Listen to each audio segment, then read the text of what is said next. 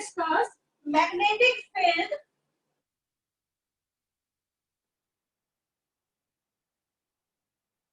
Magnetic field due to the current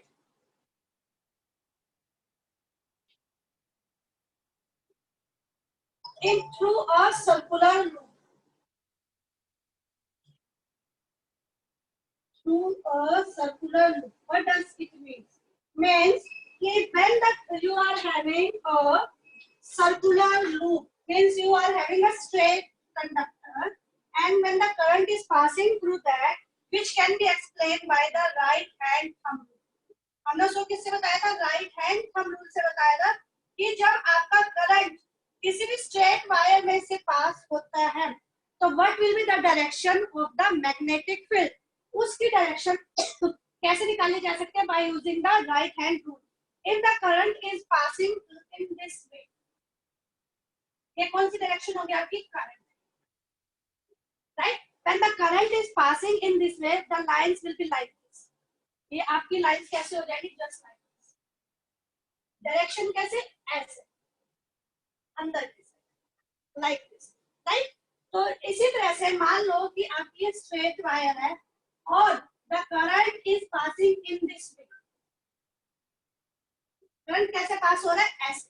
तो right hand rule से ये ऐसे, यानी it will be just like, right. तो डिफरेंस पता चल रहा है? One will be a clockwise and another will be a anti clockwise. If the current is passing from, that can be explain, अभी बताऊंगी जब मैं आपको सर्कुलर लूप का बताऊंगी, उसमें आपको मैक्सवेल कॉर्कस्क्रू और क्लॉक फेज रूल बताऊंगी. उसके थ्रू आप बता सकते हो कि करंट में कौन सी डायरेक्शन में जाएगा, कौन सा आपका नॉर्थ फेज होगा और कौन सा आपका साउथ फेज होगा. क्योंकि आपने सर्कुलर कॉइल लगा दिया और उसके अंदर से करंट पास किया तो मैग्नेटिक फील्ड प्रोड्यूस हो गया. जब उसके अंदर से मैग्नेटिक फील्ड प्रोड्यूस होगा तो there will be two poles, one will be north and other will be south. तो कौन सा नॉर्थ होगा कौन सा साउथ होगा वो भी एक्सप्लेन करेंगे.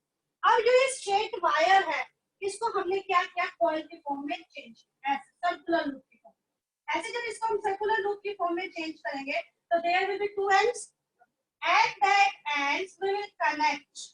इस दो इस पे क्या कनेक्ट करेंगे? हम इसके ऊपर बैटरी कनेक्ट करेंगे, साथ साथ में रेजिस्टेंस कनेक्ट करेंगे. अब देखो मान लो यहाँ पे मैं इसके साथ आपका रियोस्टेट, इसको बोलते हैं रियोस्टेट, और यहाँ पे मैंने क्या कनेक्ट की? बैटरी कनेक्ट की और यहाँ क्या लगाया? राइट. ये क्या हो गया? आपकी सर्कुलर कॉइल. समझ में आया? जो आपकी स्ट्रेट थी उसको मैंने ऐसे बैंड किया और उसके दो एंड किए और दो एंड को मैंने क्या करता है? कनेक्ट किया. अब ये पॉजिटिव एंड है और आपका ये क्या है? नेगेटिव. करंट ऐसे जा रहा है, करंट कैसे जा रहा है? अब देखो यहाँ पे कैसे जा रहा है? नीचे से ऊपर की साइड जा रहा है, राइट. तो the field will be formed here. जो मैग्नेटिक फील्ड है वो कहाँ प्रोड्यूस होगा? यहाँ पे. Is maximum at its two ends. जो इसके दो पार्ट्स है जहाँ पे आपका ये क्या होगा? मैक्सिमम होगा. अभी डायरेक्शन आपको बताता है कि कैसे डायरेक्शन लिखेंगे हम. और जैसे जैसे पास में आते जाओगे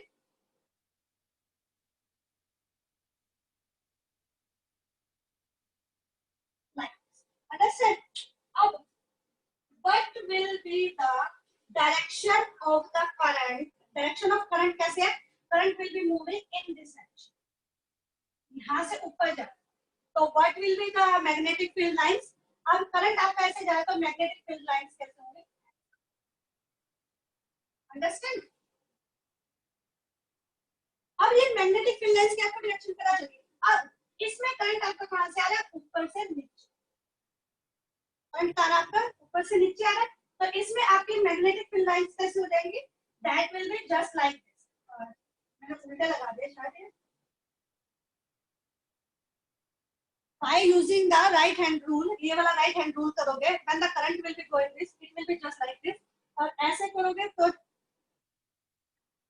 it will be like this. तो right hand rule लगा के आप क्या कर सकते हो? इसको कैलकुलेट कर सकते हो. It will be just like this. Right? तो इससे आप क्या कर सकते हो? पता लगा सकते हो कि आपका मैग्नेटिक फील्ड लाइंस किसकी वजह से आपकी. If the current will be moving in this direction, means from like this, then it will be a clockwise. Then there will be a south. यहाँ पे क्या होगा? आपका साउथ पोल होगा. If the current is moving in the direction and clockwise, ये आपका anti clockwise है और ये आपका क्या क्लॉकवाइज है। सॉरी, एक सेकेंड,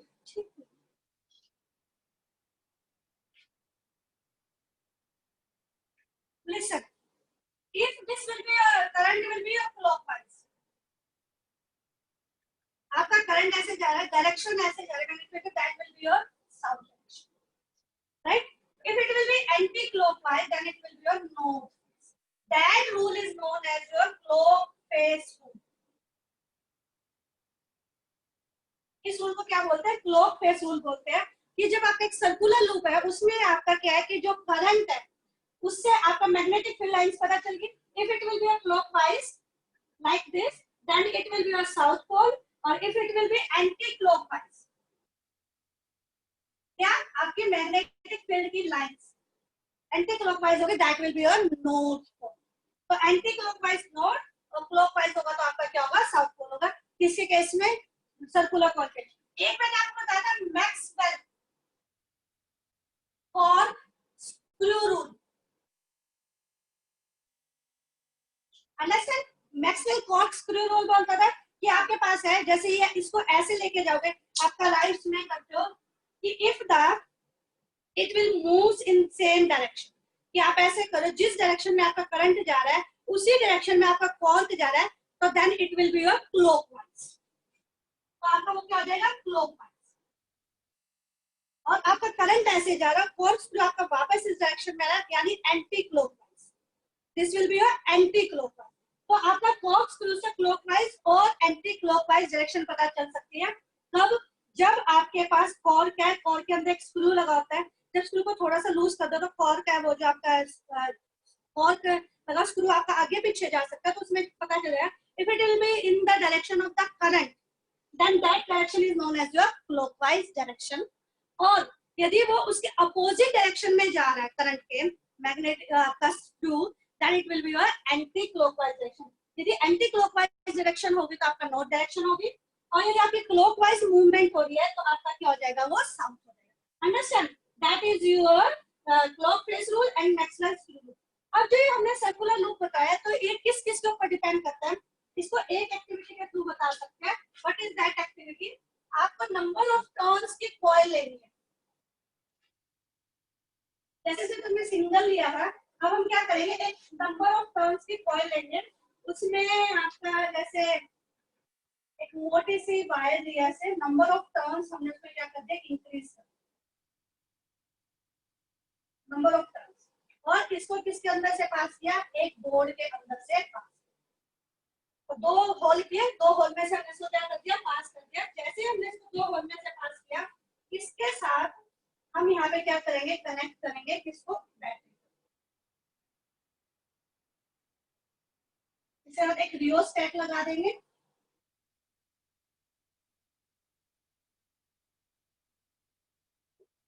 बैटरी लगाएंगे,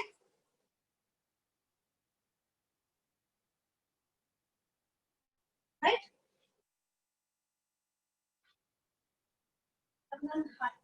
उसकी लगाओ हार्ड वाली, ज्यादा बड़ी। अब करंट कैसे फ्लो कर रहा है? राइट? अब करंट जब ऐसे फ्लो करेगा, यू विल सी दैट, और इसके ऊपर आपने क्या किया? आयरन स्प्रिंकल करनी है, और उसके बाद इस बॉक्स को क्या करना है? आपको ऐसे टैप करना है। You will feel that the lines will be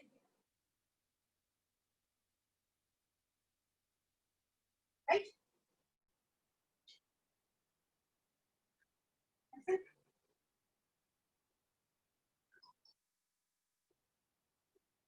lines, इसको सिंपली हम ऐसे बताएं कि ये ऐसे, ये बीच में आपकी स्टेट्स थी ऐसे और ऐसे, और ये वाली। अब करंट देखो, आपका यहाँ से पास करंट आया ऐसे और ऐसे पास, मींस आपका नीचे से ऊपर की साइड जा रहा है ऐसे। तो ये मैग्नेटिक फील्ड की लाइन कैसे होगी? According to right hand rule आप क्या कर दोगे? राइट हैंड थंब रूल, ये अंदर की साइड जाएगी। अब यहाँ से आपका जो करंट है कहाँ जा रहा है? नीचे की डायरेक्शन में। तो लाइक दिस, अंडरस्टैंड? तो आपको क्या करना है? You can find the direction by using the right hand rule. Right hand rule से आपको पता चल जाएगा कि either it will be clockwise और एंटी क्लॉकवाइज। जैसे you will be able to find north and the south direction. भी आपको पता चल जाएगी कि इसमें से आपकी नॉर्थ और साउथ डायरेक्शन जब इसके दो फेज है अगर किया तो कौन सा आपका नॉर्थ डायरेक्शन होगा और कौन सा आपका साउथ डायरेक्शन होगा। अंडरस्टैंड? तो आपको इसमें मैग्नेटिक फील्ड की लाइन जैसे पता करनी है तो आप पता चल जाएगी कि जब आपका करंट ऊपर की डायरेक्शन में जा रहा है, ऐसे जा रहा है, तो इट विल बी इनवर्स, और जब बाहर की साइड जा रहा है तो it will be outwards, like that.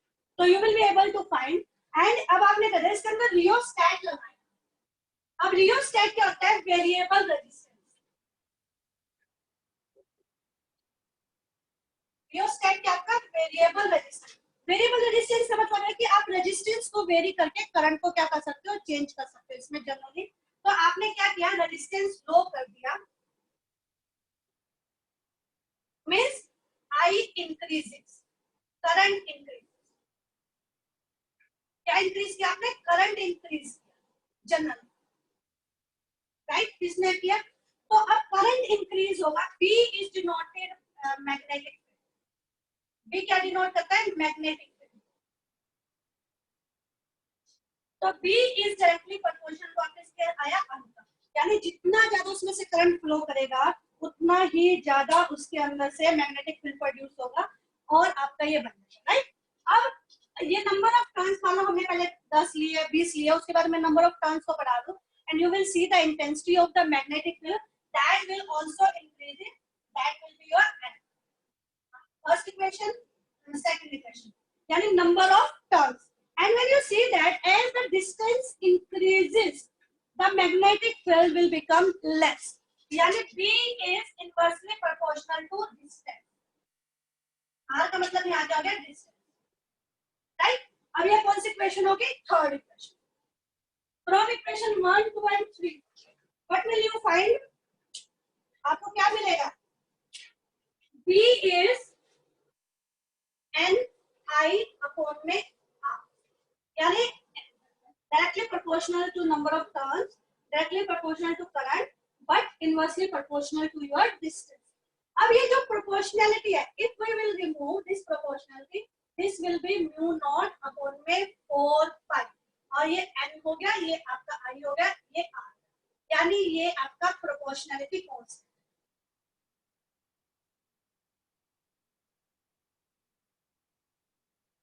इसको क्या बोलते हैं? Proportionality constant. यानी ये प्रोपोर्शनल का साइन हमने हटाया तो म्यू नॉट अपॉन में 4 पाई आया, राइट? अब देखो ये सर्कुलर लूप है, सर्कुलर लूप में यहाँ पे थीटा का साइन दिया, दैट थीटा आपका किसके बराबर हो गया? 2 पाई के बराबर, क्योंकि थीटा का एंगल कितना होता है? 180, और एक सर्कुलर लूप में है तो 2 पाई किसके बराबर होता है? 360 के बराबर। थीटा थीटा कितने के बराबर होता है? 180 डिग्री के, एक हिसाब से कह सकते हैं। और 2 पाई किसके बराबर हो गया? 360 डिग्री के। और जो ये एंगल होता है कितने का होता है? 360 का एंगल होता है। एक सर्कुलर लूप है आपका, तो उसके अंदर जो एंगल जाएगा वो कितने का जाएगा? 360 डिग्री का जाएगा। जब ये 360 डिग्री का जाएगा, 360 डिग्री किससे होगा? 2 पाई से।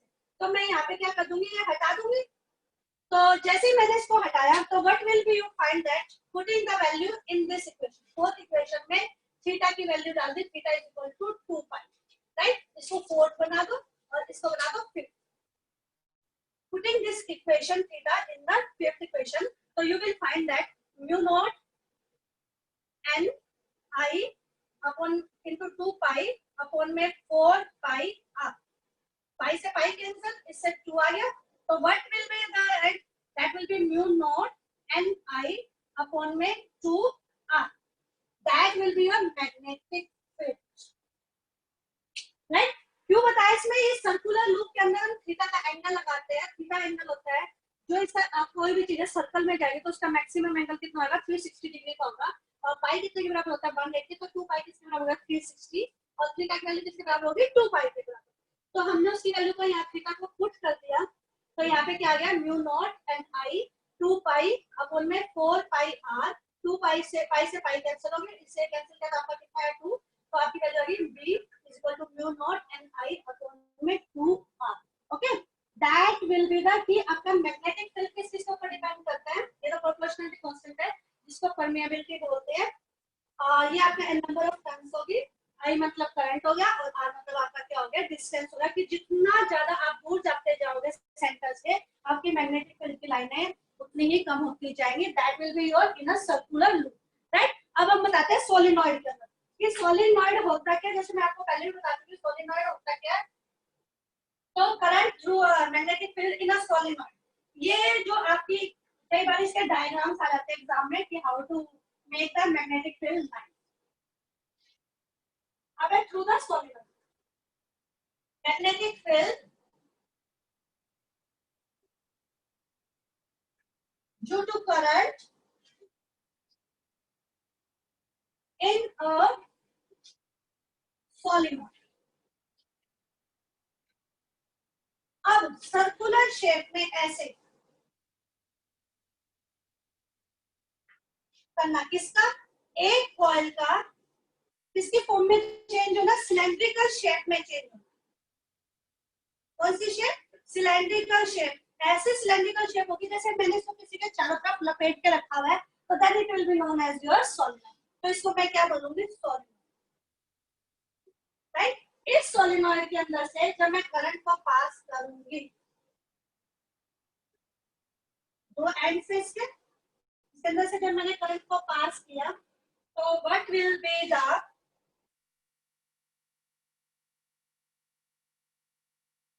direction of the current, whether it behaves like a bar magnet or not.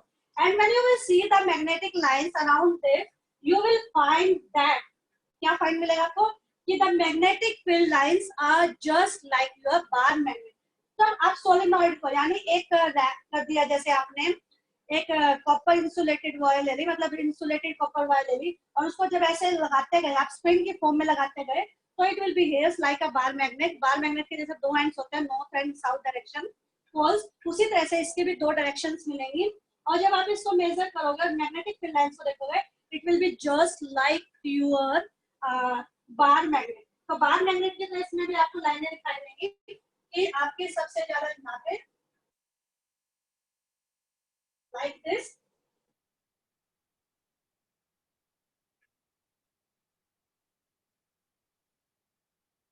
this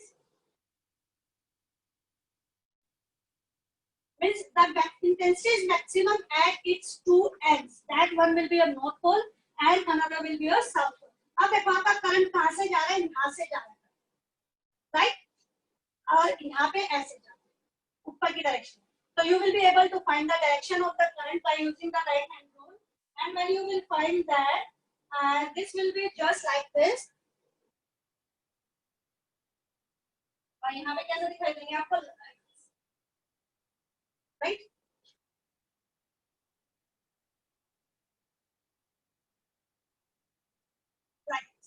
What will be that? You will see that the magnetic field lines is just like the bar magnet. के bar magnet की तरह आपको दिखाई देंगे, and you will find the direction by using the clock face rule. और उसमें जैसे मैंने आपको क्लॉक फेस रूल में बताया था कि आपकी मान लो ये मैग्नेटिक फील्ड की लाइंस ऐसे जा रहे हैं, then it will be your south, and the magnetic field lines is just like this, so it will be your north direction. तो आपकी मैग्नेटिक फील्ड लाइंस ऐसे जा रही है, so this will be your north, and यहाँ से आपकी आ रही है another will be your south. Understand? So clockwise or anti-clockwise, by using the clock face rule, you will see that this is north pole and this is your south pole. By using the current in the solenoid, when it will be wrapped around the iron bar. ये iron bar है ये ऐसे एक, इसके जब चारों तरफ में इस तरह से लपेट रही हूँ इसको, अपनी वायर को, इंसुलेटेड कॉपर वायर को, then you will find that the current will be passing through the circuit, and there will be a current, and this will act as, this iron bar will act as an electromagnet. ये किसका काम करेगी, magnet का काम करना शुरू कर देगी, और इलेक्ट्रिसिटी की वजह से जो होगा उसको क्या बोलते हैं हम, electromagnet. This electromagnet is known as also temporary magnet. इसको हम क्या बोलते हैं, टेम्पररी मैग्नेट भी बोलते हैं. क्यों टेम्पररी मैग्नेट बोलते हैं, कि जब तक इसके अंदर से करंट पास होगा तब तक ये मैग्नेट का काम करेगी, और जैसे ही मैंने करंट को ऑफ कर दिया, it will just behave like an iron piece. So what will be the difference between the electromagnet और temporary और permanent magnet में? ये जो temporary magnet है, जब तक इलेक्ट्रिसिटी पास होगी यानी उसके अंदर नॉर्थ और साउथ पोल बनेंगे, जैसे इलेक्ट्रिसिटी खत्म होगी उसके अंदर से, it will changes into an iron piece. जबकि जो permanent magnet है उसके अंदर एक बार जो प्रॉपर्टीज आ गई, वो प्रॉपर्टीज उसके अंदर रहेंगी, लेकिन उन प्रॉपर्टीज को बाय गेटिंग और बाय ड्रॉपिंग हम क्या कर सकते हैं, खत्म कर सकते हैं, उसको लॉस कर सकते हैं। लेकिन इन जो इलेक्ट्रोमैग्नेट में that can not be done like this, कि हमने उसको हीट किया या मैंने उसको क्या किया, ड्रॉप कर दिया किसी हाइट से, there is no effect on, because it is temporary. सिर्फ और सिर्फ तभी बनेगा जब इसके अंदर से क्या पास होगी, आपकी इलेक्ट्रिसिटी पास होगी। Understand? That is your electromagnet. और यूजेस इसके आपको पता है, इलेक्ट्रोमैग्नेट के बहुत ज्यादा होते हैं। That electromagnet can be used to pick the heavy vehicles or heavy iron articles from one place to the other place by using the cranes. And in the cranes, और ये जो इलेक्ट्रोमैग्नेट होते हैं, ये आपके डेंटिस्ट वगैरह भी use करते हैं कुछ भी चीज वगैरह चेक करने के लिए आपके दांतों वगैरह में। तो that is your magnetic field due to current in the solenoid. तो सोलेनॉइड के अंदर जो करंट पास होगा वो बिल्कुल सेम होगा जैसे किसके अंदर होता है, बार मैग्नेट के अंदर। थर्ड एक्टिविटी, अब ये तो थी आपके मैग्नेटिक फील्ड। अब आपका मैग्नेटिक फील्ड भी है और आपके पास करंट भी है, यानी आपने उसके अंदर बार मैग्नेट भी यूज किया है, उसके अंदर से करंट भी पास किया है। तो what will be the force, in which direction it will move? तो force on a current carrying conductor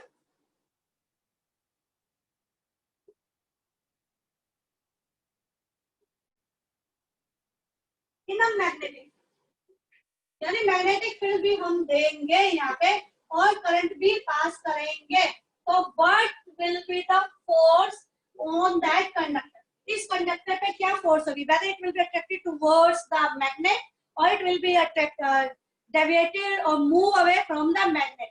To explain that, what we have to do, we have to take a stand. सबसे पहले तो हम एक stand लेंगे ऐसे, so that an iron article और कुछ भी इसके ऊपर हम क्या करते हैं, फिक्स करते हैं, राइट? अब इसके ऊपर मैंने यहाँ पे एक ये स्टैंड होता है पूरा का पूरा। अब इस स्टैंड पे मैंने क्या किया था, आपका बार मैग्नेट है, कोई भी एल्यूमिनियम की रोड है, उसको मैंने क्या किया, सस्पेंड कर। ये आपका एआई मान लेते हैं, हम इसको क्या मान लेते हैं, बीएम, राइट? अब इसका जो है यहाँ पे एक टाइप से सोलेनॉइड टर्म से यहाँ कर दिया और इसके अंदर से क्या पास करेंगे हम, करंट पास। दूसरा एलिमेंट क्या है आपका, इसके साथ बी के साथ अटैच हो गया और दूसरा यहाँ से कर सकते हैं like this.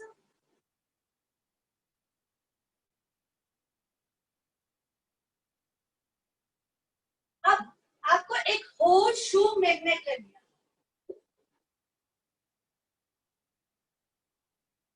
and fix that horseshoe magnet in just a way that this end, कौन सा end, A end, that will be present in between them, यानी just like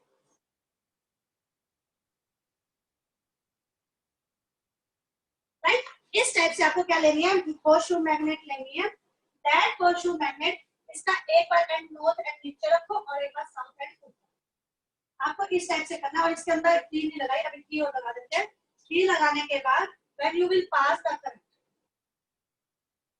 करंट कैसे पास होगा, यहाँ से लाइक दिस, और ये इसके साथ अटैच है जैसे, तो आपका कहां से जाएगा, यहाँ से लाइक दिस, राइट? तो अब आपको क्या करना है कि आपने इसके अंदर से करंट को पास कर दिया और आपने मैग्नेट को ऐसे रखा है। When you pass the current from this, what will be the deflection या movement of this current carrying conductor, whether it is towards the north direction or whether it is towards the south direction? पहले तो आपको ये देखना है।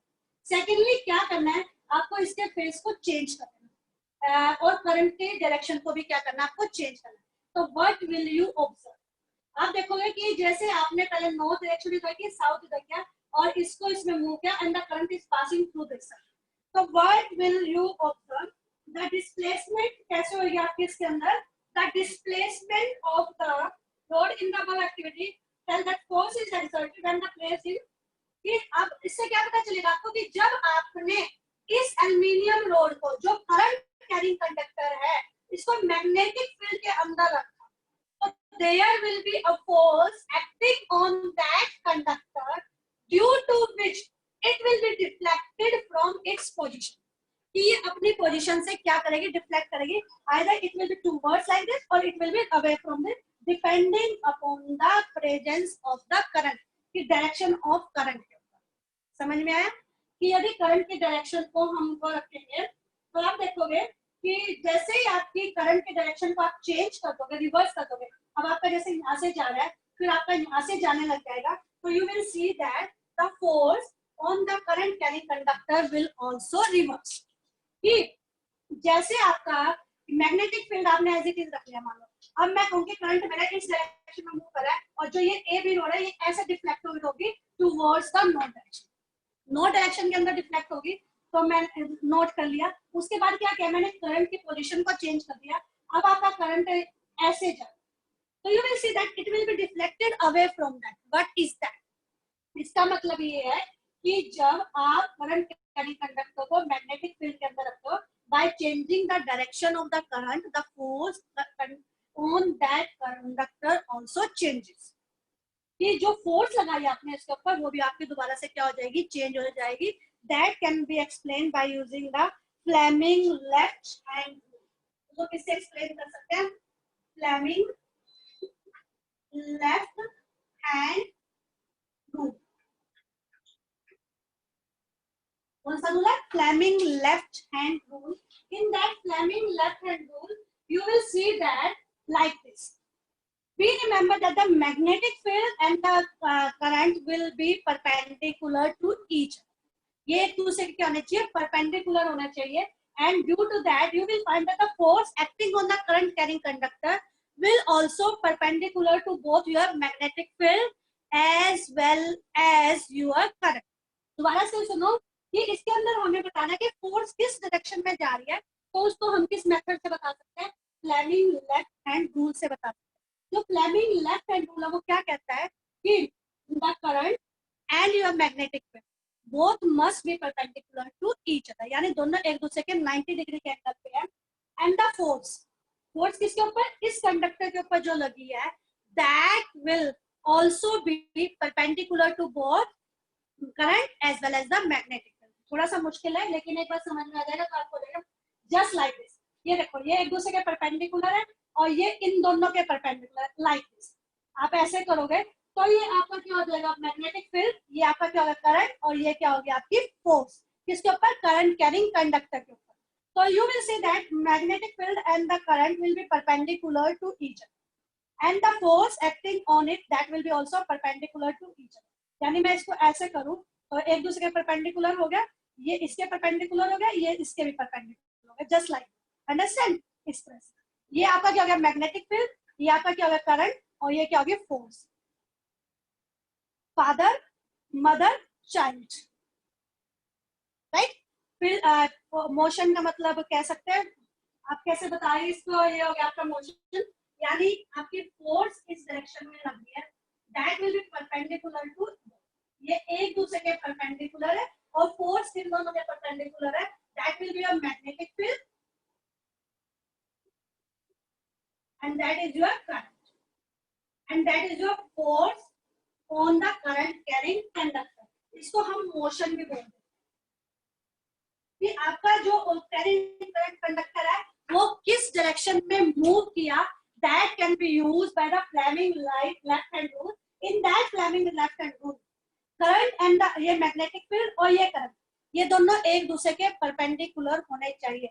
यानी जो four finger है वो मैग्नेटिक फील्ड दिखाएगी और जो आपकी मिडल फिंगर है वो क्या दिखाएगी? आपकी करंट दिखाएगी. और जो ये थंब है ये आपका फोर्स दिखाएगा या मोशन दिखाएगा. तो आप देखोगे कि ये एक दूसरे के परपेंडिकुलर है and it is perpendicular to the both, so that you can find the direction in which the motion will take place in a current carrying conductor when you place in that magnetic field, right?